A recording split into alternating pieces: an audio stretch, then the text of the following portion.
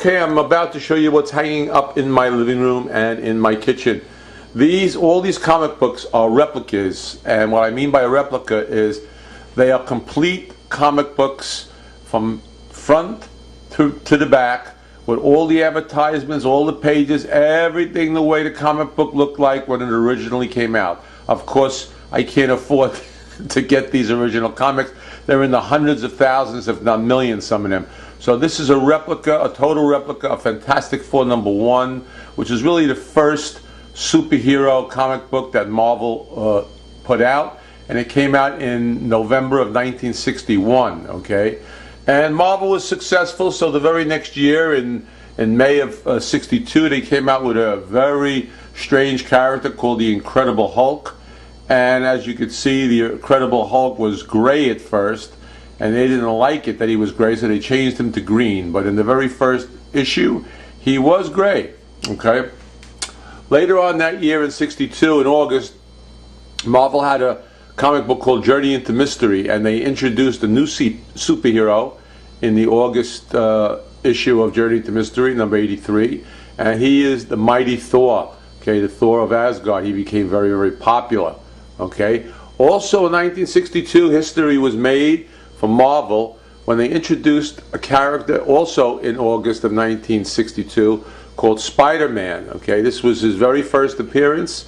The origin of Spider-Man appeared in Amazing Fantasy number 15. Okay, it's a very, very valuable comic if you have the real one.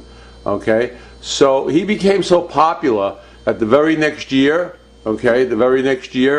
in 1963, in March, Marvel issued the Amazing Spider-Man #1. So he got his own comic book, and Spidey was well on his way, as you could see on the very first issue. The Fantastic Four graced the cover as well. These are all replicas. Okay, that's me, my mom and dad, and my my aunt and uncle's wedding on December 29th, 1962. I was 10 years old. Okay, also in 1962, in March, Marvel came out with another superhero. Actually, I think it's in '62. Could be '63. I'm not sure about this one. But Tales of Suspense number 39 introduced Iron Man. Okay, Iron Man, and as you could see in his very first appearance, he was iron colored. He was not. He went through a lot of transformations in color. He started off iron or gray. Okay, then he became golden yellow, and then he became gold and red. So as you could see in 1963, this is definitely '63, Marvel came out with two superhero groups, and this one was the Avengers. Okay, it had Thor, Ant-Man, Hulk, Iron Man, and the Wasp. Okay, and you could see already the transformation of Iron Man. Okay, from Tales of Suspense 39 to the Avengers, he went from gray to gold. Okay. Also that year, I know the light is in the camera. I'm trying to. There we go. Get that light out of there. The X-Men came out in September of 1963. Okay, and this was the very first issue of the X-Men, and they became very, very, very popular. Okay, then we have to move on to 1964. Okay, the following year, Marvel came out with the Daredevil, the Man Without Fear, and he was a very unique superhero. He is a very unique superhero because he is blind. Okay, and at first, the Daredevil had a different color uniform. It was like red and yellow. Okay, then it became all red. Okay, so that was the very first Daredevil, April of '64. An iconic comic book cover that I always loved was the Avengers #4, which came out in March of 1964.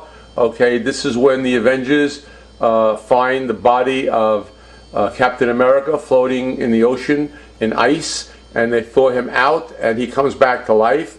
And in the 1960s, us kids, we never heard of Captain America because he was popular in the 1940s during World War II. So when I saw this cover as a kid, I had to get this comic book. And as I said, this is a very iconic cover. Avengers #4, Captain America lives, and he winds up joining the Avengers. And as you could see, Iron Man is already transformed from golden. Now he's gold and red. Okay, and Giant Man became born. He went from Ant-Man to Giant Man, but the Wasp still remained. Over here is a blank and that's going to be for Fantastic Four number 3 when I get it, because Fantastic Four number 3 is iconic because that's the first issue where the Fantastic Four get their uniforms for the first time. Sue Richards makes them the uniform, the Invisible Girl, and the Thing, Ben Grimm, he wore the uniform, the very first issue in Fantastic Four number 3, but then he didn't want to wear it anymore. He just used to wear just the trunks. Okay, let's move on to DC here. This is way before the Marvel Comics. This is May of 1931, Detective Comics number 27. This is a total replica. Every page is exactly as the way it came out in 1939. And this introduced the Batman, okay? And that was in May of 1939.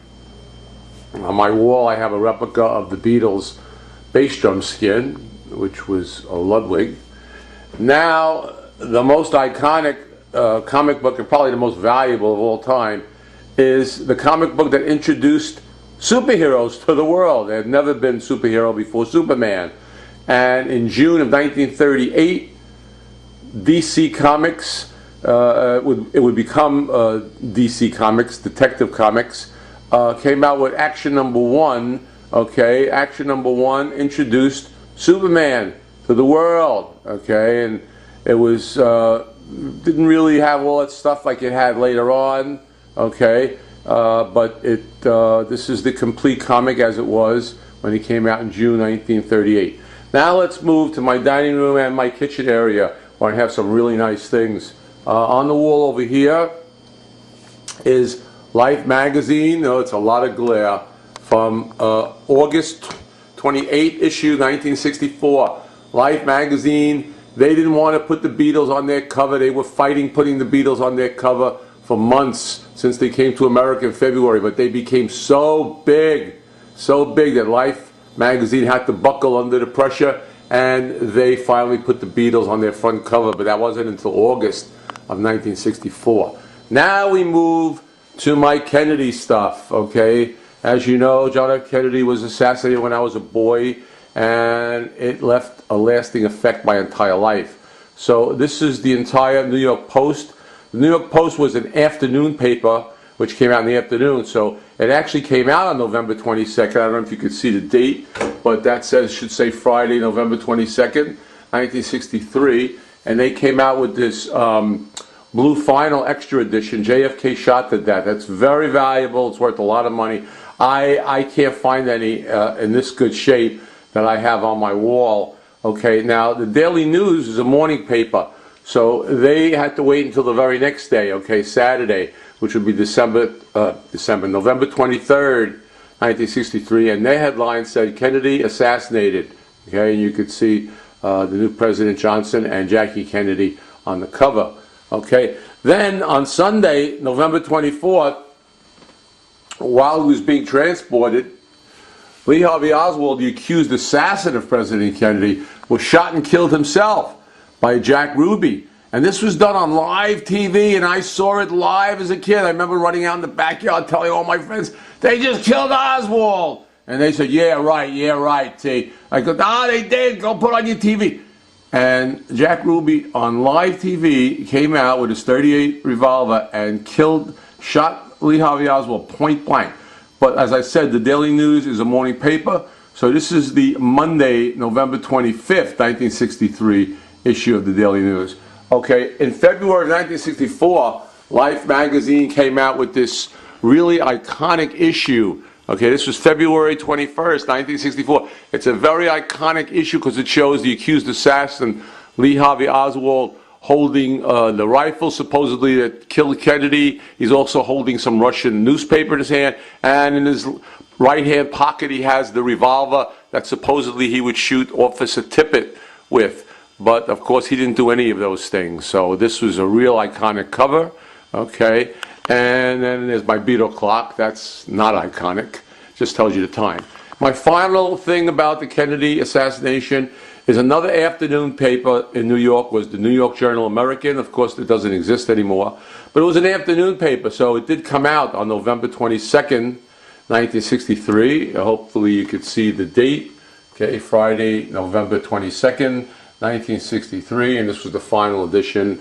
And it was an afternoon paper. So that's it. You've seen all my stuff, and I hope you enjoyed this step into history.